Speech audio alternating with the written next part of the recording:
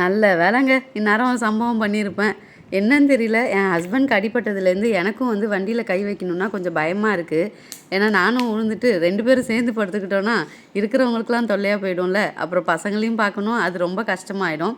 இன்னைக்கு எங்க போறோம்னா, ஒரு ஹோட்டலுக்கு பிரியாணி வாங்க தான் போறோம். என்னடா இவளுங்க வீட்லயே சமைக்க மாட்டாளுங்களா? ஹோட்டலா சுத்துறாளுங்களே அப்படின்னு நினைக்காதீங்க.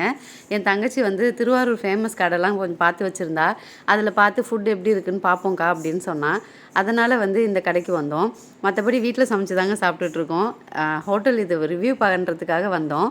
இங்க வாங்கிட்டு வண்டியில போய் கைய வச்சா பெட்ரோல் இல்ல. சரின்னு அப்புறம் பெட்ரோல் போட்டுட்டு இன்னொரு கடைக்கு போனோம். அது இன்னும் ஃபேமஸ் அப்படின்னு போட்டிருந்தாங்க. ஹைப் அதிகமா இருந்துச்சு. பாதுஷா பிரியாணி. சரி அங்க எப்படி இருக்குன்னு பார்ப்போம் அப்படின்னு சொல்லிட்டு அங்க போனோம்.